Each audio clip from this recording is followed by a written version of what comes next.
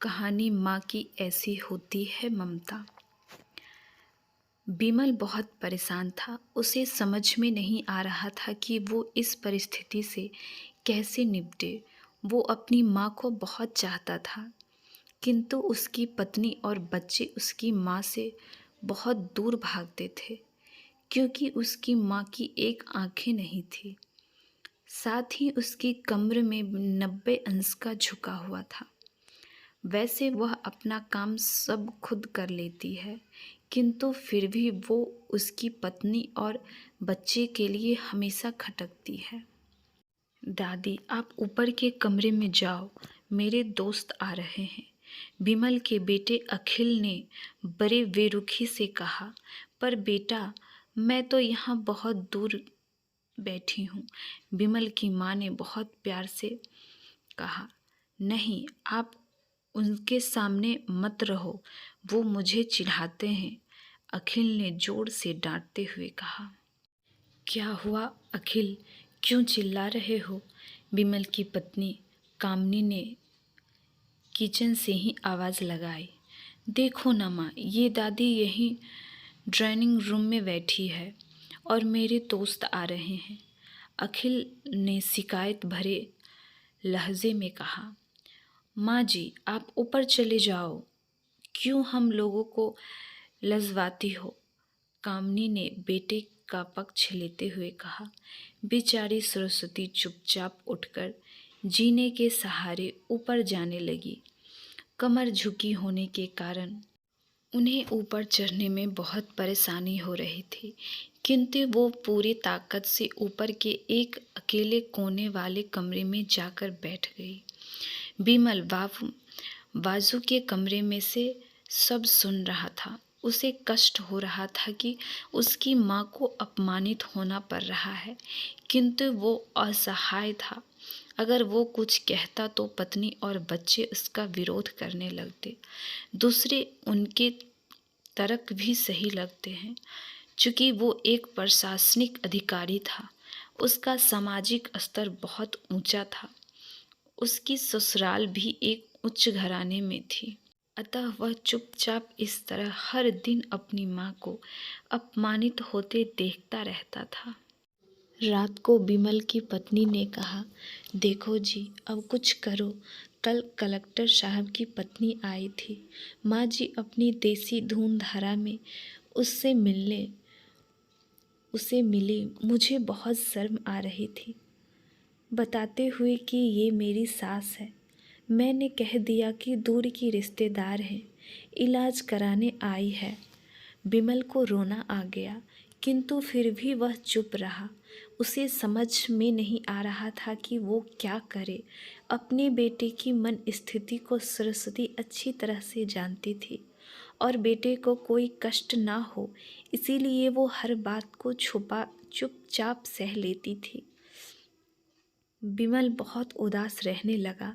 एक तरफ परिवार और सामाजिक स्तर पर जीने की प्रतिबद्धता थी, तो दूसरी ओर आखिर माँ से अपने बेटे की यह हाल नहीं देखी गई। एक दिन उसने अपने बेटे से कहा, बिमल, बहुत दिन हो गए हैं, मैं अपने गांव जाना चाहती हूँ, मुझे वहाँ पहुँचा दो। मेरा यहाँ मन नहीं लग रहा है। माँ, वहाँ तो कोई नहीं है, तुम्हारी देखभाल कौन करेगा? बिमल ने आश्चर्य से पूछा। अरे, सब गांव वाले तो हैं, और तो तुम्हारे मामा जी तो उसी गांव में रहते हैं, और फिर हम सारी व्यवस्थाएं कर आएंगे। कामनी को तो जैसे मन की मुराद मिल गई हो। हाँ बेटा, बहू सही कह रही है, सरस्वती ने लंबी सांस लेते हुए कहा। बिमल जानता था कि गांव में माँ की देखभाल करने वाला कोई नहीं है, लेकिन अपनी पत्नी की जिद के कारण वह अपनी माँ को गांव छोड़ने पर विवश हो गया। माँ को गांव छोड़कर आते वक्त उसे रोना आ रहा था तथा अपनी विवशी पर गुस्सा भी आ रहा था, किंतु परिवार, पत्नी और समाज ने उसके इन मनोभावों को दबा दिया और वो सुकून सा महसूस करने लगा। कुछ दिन के बाद उसके चाचा जो अमेरिका में रहते थे आने वाले थे। जब विमल बहुत छोटा था, उसके पिता जीवित थे, तब वो भारत आए थे और उसके बाद वो अब भारत आने वाले थे। पूरा परिवार और आस पड़ोस बहुत उत्साहित था। अमेरिका से विमल के डॉक्टर चाचा आ रहे थे। डॉक्टर रमेश के जैसे ही घर में कदम रखा, सबने मिलकर बहुत उत्साह से उनका स्वागत किया, क्योंकि विमल भाभी नहीं दिख रही थी। डॉक्टर रमेश के उत्सुकता पूर्वक जीवन वो गांव में रहती है, यहाँ उनका मन नहीं लगता, कामनी ने सपाट लहजे में उत्तर दिया। डॉक्टर रमेश ने विमल की ओर देखा तो विमल ने अपनी आंखें झुका ली। डॉक्टर रमेश सब समझ गए। बोले, कहाँ, कल हम भाभी से मिलने गांव चलेंगे सब लोग। दूसरे दिन सभी लोग गांव के घर में पहुंचे। देखा कि सरस्वती को बहुत तेज़ बुखार है और वो पलंग पर लहाई पड़ी है। डॉक्टर रमेश दौड़कर सरस्वती के पास गए, उनके पैर छूकर रोने लगे। सरस्वती की ये हालत उनकी कल्पना से परे थी। वाह बेटा विमल, तूने तो नाम उजागर कर दिया। अपनी माँ को ये हालात देखकर तुझे तो शर्म भी नहीं आ रही होगी।